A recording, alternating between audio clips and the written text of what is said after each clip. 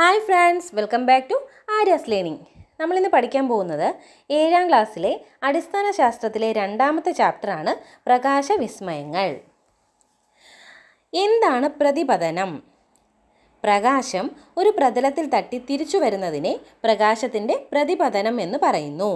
പ്രകാശം ഒരു പ്രതലത്തിൽ തട്ടി തിരിച്ചു വരുന്നതിനെ പ്രകാശത്തിൻ്റെ പ്രതിപതനം എന്ന് പറയുന്നു. എന്താണ് ക്രമപ്രതിപതനം? മിനുസമുള്ള പ്രതലത്തിൽ പ്രകാശം പതിക്കുമ്പോൾ ക്രമമായി പ്രതിപദിക്കുന്നു. ഇതാണ് ക്രമപ്രതിപതനം. മിനുസമുള്ള പ്രതലത്തിൽ പ്രകാശം പതിക്കുമ്പോൾ ക്രമമായി പ്രതിപദിക്കുന്നു. ഇതാണ് ക്രമപ്രതിപതനം. ഉപരിതലം സമതലമായ ദർപ്പണങ്ങൾക്ക് പറയുന്ന പേരാണ് സമതല ദർപ്പണം. ഉപരിതലം സമതലമായ ദർപ്പണങ്ങൾക്ക് പറയുന്ന പേരാണ് സമതല ദർപ്പണം. മിനുസമല്ലാത്ത പ്രതലത്തിൽ പ്രകാശം പതിക്കുമ്പോൾ ക്രമരഹിതമായി പ്രതിപദിക്കുന്നു. ഇതാണ് വിസരിത പ്രതിപതനം. അപ്പോൾ എന്താണ് വിസരിത പ്രതിപതനം? മിനുസമല്ലാത്ത പ്രതലത്തിൽ പ്രകാശം പതിക്കുമ്പോൾ ക്രമരഹിതമായി പ്രതിപദിക്കുന്നു. ഇതാണ് വിസരിത പ്രതിപതനം. നേരത്തെ പറഞ്ഞത് എന്താണ്? ക്രമപ്രതിപതനം എന്താണ്? മിനുസമുള്ള പ്രതലത്തിൽ പ്രകാശം പതിക്കുമ്പോൾ ക്രമമായി പ്രതിപദിക്കുന്നു. ഇത് ക്രമപ്രതിപതനമാണ്.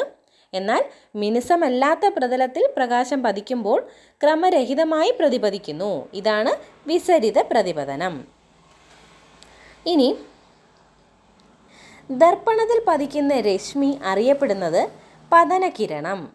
ദർപ്പണത്തിൽ തട്ടി തിരിച്ചു പോകുന്ന രശ്മി അറിയപ്പെടുന്നത് പ്രതിപതന കിരണം. ദർപ്പണത്തിൽ പതിക്കുന്ന രശ്മി അറിയപ്പെടുന്നത് പതനകിരണം. ദർപ്പണത്തിൽ തട്ടി തിരിച്ചു പോകുന്ന രശ്മി അറിയപ്പെടുന്നത് പ്രതിപതന കിരണം. ഇനി എന്താണ് പതനകോൺ? പതനകിരണത്തിനും ലംബത്തിനും ഇടയിലുള്ള കോണാണ് പതനകോൺ. പതനകിരണത്തിനും ലംബത്തിനും ഇടയിലുള്ള കോണാണ് പതനകോൺ. എന്നാൽ പ്രതിപതന കിരണത്തിനും ലംബത്തിനും ഇടയിലുള്ള കോണാണ് പ്രതിപതനകോൺ. ഇനി എന്താണ് പതനകോൺ? പതനകിരണത്തിനും ലംബത്തിനും ഇടയിലുള്ള കോണാണ് പതനകോൺ. പതനകിരണത്തിനും ലംബത്തിനും ഇടയിലുള്ള കോണാണ് പതനകോൺ. എന്നാൽ പ്രതിപതന കിരണത്തിനും ലംബത്തിനും ഇടയിലുള്ള കോണാണ് പ്രതിപതനകോൺ. ഒന്നുകൂടി പറയാം. ലംബത്തിനും പ്രതിപതന കിരണത്തിനും ഇടയിലുള്ളത് പ്രതിപതനകോൺ. ലംബത്തിനും പതനകിരണത്തിനും ഇടയിലുള്ളത് പതനകോൺ. ഇനി പതനകോൺ, പ്രതിപതനകോൺ എന്നിവയുടെ അളവുകൾ എപ്പോഴും തുല്യമായിരിക്കും. പതനകോൺ, പ്രതിപതനകോൺ എന്നിവയുടെ അളവുകൾ എപ്പോഴും തുല്യമായിരിക്കും. ഇനി സമതല ദർപ്പണത്തിൽ രൂപപ്പെടുന്ന പ്രതിബിംബത്തിൻ്റെ പ്രത്യേകത എന്തൊക്കെയാണ്? സമതല ദർപ്പണത്തിൽ രൂപപ്പെടുന്ന പ്രതിബിംബത്തിൻ്റെ പ്രത്യേകതകളാണ്: പ്രതിബിംബത്തിന് പാർശ്വിക വിപര്യം സംഭവിക്കുന്നു. വസ്തുവിൻ്റെ വലിപ്പം തന്നെയായിരിക്കും പ്രതിബിംബത്തിനും. വസ്തുവും ദർപ്പണവും തമ്മിലുള്ള അകലവും ദർപ്പണവും പ്രതിബിംബവും തമ്മിലുള്ള അകലവും തുല്യമായിരിക്കും. അപ്പോൾ സമതല ദർപ്പണത്തിൽ രൂപപ്പെടുന്ന പ്രതിബിംബത്തിൻ്റെ പ്രത്യേകതകളാണ്: പ്രതിബിംബത്തിന് പാർശ്വിക വിപര്യം സംഭവിക്കുന്നു. വസ്തുവിൻ്റെ വലിപ്പം തന്നെയായിരിക്കും പ്രതിബിംബത്തിനും. വസ്തുവും ദർപ്പണവും തമ്മിലുള്ള അകലവും ദർപ്പണവും പ്രതിബിംബവും തമ്മിലുള്ള അകലവും തുല്യമായിരിക്കും. ഇനി വസ്തുക്കളുടെ ചെറിയ പ്രതിബിംബം ലഭിക്കുന്നു. കൂടുതൽ വിസ്തൃതി ദൃശ്യമാകുന്നു. ഏത് ദർപ്പണമാണ്? കോൺവെക്സ് ദർപ്പണമാണ്. വസ്തുക്കളുടെ ചെറിയ പ്രതിബിംബം ലഭിക്കുന്നു. കൂടുതൽ വിസ്തൃതി ദൃശ്യമാകുന്നു. കോൺവെക്സ് ദർപ്പണത്തിൻ്റെ പ്രത്യേകതകളാണ്. ഇനി ആവർത്തന പ്രതിപതനം ഏത് ദർപ്പണത്തിൻ്റെ പ്രത്യേകതയാണ്? സമതല ദർപ്പണം. സമതല ദർപ്പണത്തിൻ്റെ പ്രത്യേകതയാണ് ആവർത്തന പ്രതിപതനം. ആവർത്തന പ്രതിപതനം. ഇനി 3 ദർപ്പണത്തിൻ്റെയും ഓരോ പ്രത്യേകതകളാണ്. കോൺവെക്സ് ദർപ്പണം കൂടുതൽ വിസ്തൃതി ദൃശ്യമാകുന്നു. കോൺവെക്സ് ദർപ്പണത്തിലാണെങ്കിൽ കൂടുതൽ വിസ്തൃതി ദൃശ്യമാകുന്നു. കോൺകേവ് ദർപ്പണത്തിലാണെങ്കിൽ പ്രകാശത്തെ സമാന്തരമായി പ്രതിപദിപ്പിക്കാനുള്ള കഴിവുണ്ട്. കോൺകേവ് ദർപ്പണത്തിന് പ്രകാശത്തെ സമാന്തരമായി പ്രതിപദിപ്പിക്കാനുള്ള കഴിവുണ്ട്. സമതല ദർപ്പണമാണെങ്കിൽ വസ്തുവിനെ സമാനമായ പ്രതിബിംബം. സമതല ദർപ്പണത്തിൽ വസ്തുവിന് സമാനമായ പ്രതിബിംബം. അപ്പോൾ കോൺവെക്സ് ദർപ്പണം കൂടുതൽ വിസ്തൃതി ദൃശ്യമാകുന്നു. കോൺകേവ് ദർപ്പണമാണെങ്കിൽ പ്രകാശത്തെ സമാന്തരമായി പ്രതിപദിപ്പിക്കാനുള്ള കഴിവ്. സമതല ദർപ്പണമാണെങ്കിൽ വസ്തുവിന് സമാനമായ പ്രതിബിംബം. അടുത്ത ചോദ്യം, വലിയ പ്രതിബിംബം ഉണ്ടാക്കാനുള്ള കഴിവ് ഏത് ദർപ്പണത്തിൻ്റെ പ്രത്യേകതയാണ്? കോൺകേവ് ദർപ്പണം. വലിയ പ്രതിബിംബം ഉണ്ടാക്കാനുള്ള കഴിവ് കോൺകേവ് ദർപ്പണത്തിൻ്റെ പ്രത്യേകതയാണ്. ടോർച്ചിലെ റിഫ്ലക്ടറായി ഉപയോഗിക്കുന്ന ദർപ്പണം ഏതാണ്? കോൺകേവ് ദർപ്പണം. ടോർച്ചിലെ റിഫ്ലക്ടറായി ഉപയോഗിക്കുന്ന ദർപ്പണം കോൺകേവ് ദർപ്പണം. കാരിഡോസ്കോപ്പ് നിർമ്മാണത്തിന് ഉപയോഗിക്കുന്ന ദർപ്പണം സമതല ദർപ്പണം. കാരിഡോസ്കോപ്പ് നിർമ്മാണത്തിന് ഉപയോഗിക്കുന്ന ദർപ്പണം സമതല ദർപ്പണം. വാഹനം ഓടിക്കുമ്പോൾ ഡ്രൈവർമാർക്ക് പിന്നിൽ നിന്നും വരുന്ന വാഹനങ്ങൾ കാണാനുള്ള ദർപ്പണം കോൺവെക്സ് ദർപ്പണം. വാഹനം ഓടിക്കുമ്പോൾ ഡ്രൈവർമാർക്ക് പിന്നിൽ നിന്ന് വരുന്ന വാഹനങ്ങൾ കാണാനുള്ള ദർപ്പണമാണ് കോൺവെക്സ് ദർപ്പണം. പെരിസ്കോപ്പ് നിർമ്മാണത്തിന് ഉപയോഗിക്കുന്ന ദർപ്പണം ഏതാണ്? സമതല ദർപ്പണം. പെരിസ്കോപ്പ് നിർമ്മാണത്തിന് ഉപയോഗിക്കുന്ന ദർപ്പണം സമതല ദർപ്പണം. ഇനി പ്രതിപതിക്കുന്ന പ്രതലം പുറത്തേക്ക് വളഞ്ഞ ദർപ്പണം ഏതാണ്? കോൺവെക്സ് ദർപ്പണം. പ്രതിപതിക്കുന്ന പ്രതലം പുറത്തേക്ക് വളഞ്ഞ ദർപ്പണം കോൺവെക്സ് ദർപ്പണം. പ്രതിപതിക്കുന്ന പ്രതലം ഉള്ളിലേക്ക് വളഞ്ഞ ദർപ്പണം കോൺകേവ് ദർപ്പണം. പ്രതിപതിക്കുന്ന പ്രതലം ഉള്ളിലേക്ക് വളഞ്ഞ ദർപ്പണമാണ് കോൺകേവ് ദർപ്പണം. പ്രതിപതിക്കുന്ന പ്രതലം നിരപ്പായ ദർപ്പണം സമതല ദർപ്പണം. പ്രതിപതിക്കുന്ന പ്രതലം നിരപ്പായ ദർപ്പണം സമതല ദർപ്പണം. അപ്പോൾ പ്രതിപതിക്കുന്ന പ്രതലം ഉള്ളിലേക്ക് വളഞ്ഞതാണെങ്കിലോ കോൺകേവ് ദർപ്പണം. പ്രതിപതിക്കുന്ന പ്രതലം പുറത്തേക്ക് വളഞ്ഞതാണെങ്കിൽ കോൺവെക്സ് ദർപ്പണം. പ്രതിപതിക്കുന്ന പ്രതലം നിരപ്പായ ദർപ്പണമാണെങ്കിൽ സമതല ദർപ്പണം. സ്ക്രീനിൽ പതിപ്പിക്കാൻ കഴിയുന്ന പ്രതിബിംബമാണ് യഥാർത്ഥ പ്രതിബിംബം. സ്ക്രീനിൽ പതിപ്പിക്കാൻ കഴിയുന്ന പ്രതിബിംബമാണ് യഥാർത്ഥ പ്രതിബിംബം. ദർപ്പണത്തിന് ഉള്ളിൽ കാണുന്നതും സ്ക്രീനിൽ പതിപ്പിക്കാൻ കഴിയാത്തതുമായ പ്രതിബിംബമാണ് മിഥ്യാപ്രതിബിംബം. ദർപ്പണത്തിനുള്ളിൽ കാണുന്നതും സ്ക്രീനിൽ പതിപ്പിക്കാൻ കഴിയാത്തതുമായ പ്രതിബിംബം മിഥ്യാപ്രതിബിംബം. കോൺകേവ് ദർപ്പണം ഉപയോഗിച്ച് യഥാർത്ഥ പ്രതിബിംബം ഉണ്ടാക്കാം. കോൺകേവ് ദർപ്പണം ഉപയോഗിച്ച് യഥാർത്ഥ പ്രതിബിംബം ഉണ്ടാക്കാം. അപ്പോൾ സ്ക്രീനിൽ പതിപ്പിക്കാൻ കഴിയുന്ന പ്രതിബിംബം യഥാർത്ഥ പ്രതിബിംബം. ദർപ്പണത്തിന് ഉള്ളിൽ കാണുന്നതും സ്ക്രീനിൽ പതിപ്പിക്കാൻ കഴിയാത്തതുമായ പ്രതിബിംബമാണ് മിഥ്യാപ്രതിബിംബം. കോൺകേവ് ദർപ്പണം ഉപയോഗിച്ച് യഥാർത്ഥ പ്രതിബിംബം ഉണ്ടാക്കാം. അടുത്ത ചോദ്യം, ഷേവിംഗ് മിററായി ഉപയോഗിക്കുന്ന ദർപ്പണം ഏതാണ്? കോൺകേവ് ദർപ്പണം. ഷേവിംഗ് മിററായി ഉപയോഗിക്കുന്ന ദർപ്പണം കോൺകേവ് ദർപ്പണം. മുഖം നോക്കാൻ ഉപയോഗിക്കുന്ന ദർപ്പണം സമതല ദർപ്പണം. മുഖം നോക്കാൻ ഉപയോഗിക്കുന്ന ദർപ്പണം സമതല ദർപ്പണം. സ്ട്രീറ്റ് ലൈറ്റിൽ ഉപയോഗിക്കുന്ന ദർപ്പണം ഏതാണ്? കോൺവെക്സ് ദർപ്പണം.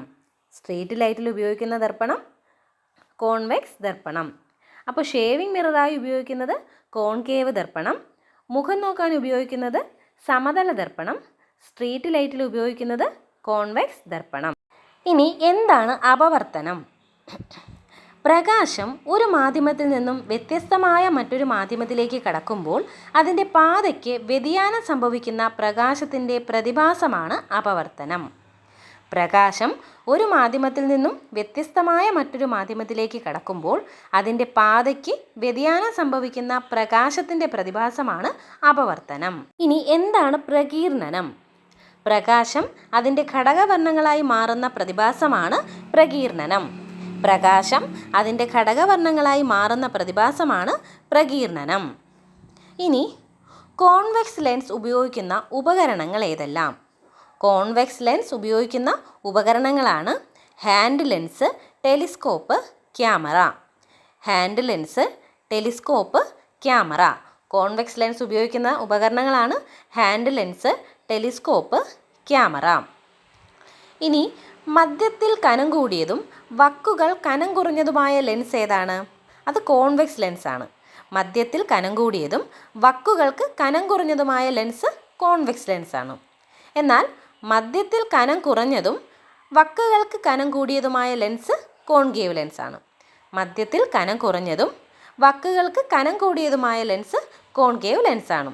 ഓക്കെ, അപ്പോൾ മധ്യത്തിൽ കനം കൂടിയതും വക്കുകൾ കനം കുറഞ്ഞതുമാണെങ്കിൽ കോൺവെക്സ് ലെൻസ്, മധ്യത്തിൽ കനം കുറഞ്ഞതും വക്കുകൾക്ക് കനം കൂടിയതുമായ ലെൻസാണ് കോൺകേവ് ലെൻസ്. കോൺവെക്സ് ലെൻസ് ഉപയോഗിക്കുന്ന ഉപകരണങ്ങളാണ് hand lens, telescope, camera. Hand lens, telescope, camera.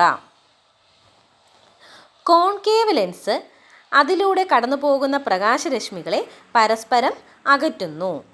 Concave lens അതിലൂടെ കടന്നു പോകുന്ന പ്രകാശരശ്മികളെ പരസ്പരം അകറ്റുന്നു. എന്നാൽ കോൺവെക്സ് ലെൻസിലാണെങ്കിലോ അതിലൂടെ കടന്നു പോകുന്ന പ്രകാശരശ്മികളെ പരസ്പരം അടുപ്പിക്കുന്നു. അപ്പോൾ കോൺകേവ് ലെൻസ് ആണെങ്കിൽ അതിലൂടെ കടന്നു പോകുന്ന പ്രകാശരശ്മികളെ പരസ്പരം അകറ്റുന്നു. കോൺവെക്സ് ലെൻസ് ആണെങ്കിൽ അതിലൂടെ കടന്നു പോകുന്ന പ്രകാശരശ്മികളെ പരസ്പരം അടുപ്പിക്കുന്നു. ഇനി ധവളപ്രകാശത്തിന് ഉദാഹരണമാണ് സൂര്യപ്രകാശം. പ്രസ്താവന ശരിയാണോ? ശരിയാണ്. ധവളപ്രകാശത്തിന് ഉദാഹരണമാണ് സൂര്യപ്രകാശം. ഇനി കോൺവെക്സ് ദർപ്പണവും കോൺകേവ് ദർപ്പണവും സമതല ദർപ്പണവും ഓരോന്നിൻ്റെയും ഉപയോഗവും പ്രത്യേകതകളും ചാർട്ടായിട്ട് കൊടുത്തിട്ടുണ്ട്. അതൊന്ന് നോക്കാം. കോൺവെക്സ് ദർപ്പണമാണെങ്കിൽ വാഹനം ഉപയോഗിക്കുമ്പോൾ ഡ്രൈവർക്ക് പിന്നിൽ നിന്ന് വരുന്ന വാഹനങ്ങൾ കാണാനുള്ള ദർപ്പണമായിട്ട് ഉപയോഗിക്കുന്നു. അതിൻ്റെ പ്രത്യേകത എന്താണ്? വസ്തുക്കളുടെ ചെറിയ പ്രതിബിംബം ലഭിക്കുന്നു, കൂടുതൽ വിസ്തൃതി ദൃശ്യമാകുന്നു. അപ്പോൾ കോൺവെക്സ് ദർപ്പണമാണെങ്കിൽ വാഹനം ഓടിക്കുമ്പോൾ ഡ്രൈവർക്ക് പിന്നിൽ നിന്ന് വരുന്ന വാഹനങ്ങൾ കാണാനുള്ള ദർപ്പണമാണ്. പിന്നെ വസ്തുക്കളുടെ ചെറിയ പ്രതിബിംബം ലഭിക്കുന്നു, കൂടുതൽ വിസ്തൃതി ദൃശ്യമാകുന്നു. കോൺകേവ് ദർപ്പണമാണെങ്കിലോ ഷേവിംഗ് മിറർ, ടോർച്ചിലെ റിഫ്ലക്ടർ എന്നിവയായിട്ട് ഉപയോഗിക്കുന്നു. കോൺകേവ് ഷേവിംഗ് മിററായും ടോർച്ചിലെ റിഫ്ലക്ടറായും ഉപയോഗിക്കുന്നു. എന്താണ് പ്രത്യേകത? വലിയ പ്രതിബിംബം ഉണ്ടാക്കാനുള്ള കഴിവുണ്ട്. പ്രകാശത്തെ സമാന്തരമായി പ്രതിപദിക്കാനുള്ള കഴിവുണ്ട്. വലിയ പ്രതിബിംബം ഉണ്ടാക്കാനുള്ള കഴിവുണ്ട്, കൂടാതെ പ്രകാശത്തെ സമാന്തരമായി പ്രതിപദിപ്പിക്കാനുള്ള കഴിവുമുണ്ട്. സമതല ദർപ്പണമാണെങ്കിലോ മുഖം നോക്കാൻ ഉപയോഗിക്കുന്നു, കാലിഡോസ്കോപ്പ് നിർമ്മിക്കുന്നതിന് ഉപയോഗിക്കുന്നു. സമതല ദർപ്പണം മുഖം നോക്കാൻ ഉപയോഗിക്കുന്നു, കാലിഡോസ്കോപ്പ് നിർമ്മിക്കുന്നതിന് ഉപയോഗിക്കുന്നു. എന്താണ് പ്രത്യേകത? വസ്തുവിന് സമാനമായ പ്രതിബിംബം, ആവർത്തന പ്രതിപതനം. വസ്തുവിന് സമാനമായ പ്രതിബിംബം, ആവർത്തന പ്രതിപതനം. ഇനി ടെക്സ്റ്റിലെ ആർക്കിമിഡീസിനെ പറ്റി കുറച്ച് പോയിന്റ്സ് പറഞ്ഞിട്ടുണ്ട്. പുരാതന ഗ്രീസിലെ മഹാന്മാരായ ശാസ്ത്രജ്ഞരിൽ ഒരാളാണ് ആർക്കിമിഡീസ്. അദ്ദേഹത്തിൻ്റെ ജീവിതകാലം BC 287 മുതൽ 212 വരെയാണ്. 287 മുതൽ BC 212 വരെയാണ്. ഗണിതശാസ്ത്രത്തിന് പുറമെ ഊർജ്ജതന്ത്രത്തിലും ജ്യോതിശാസ്ത്രത്തിലുമൊക്കെ അതുല്യമായ കണ്ടുപിടുത്തങ്ങൾ അദ്ദേഹം നടത്തിയിട്ടുണ്ട്. BC 214 മുതൽ 212 വരെ കാലത്ത് റോമൻ സൈന്യം തൻ്റെ പട്ടണമായ സിറാക്കൂസിനെ ആക്രമിച്ചപ്പോൾ ആർക്കിമിഡീസ് വലിയൊരു കോൺകേവ് ദർപ്പണം ഉപയോഗിച്ച് സൂര്യരശ്മി കേന്ദ്രീകരിച്ച് ശത്രുക്കളുടെ കപ്പൽ കരിച്ചു കളഞ്ഞു അത്രേ. ഇത്രയും ഒരു പാരഗ്രാഫ് ടെക്സ്റ്റിൽ കൊടുത്തിട്ടുണ്ട്.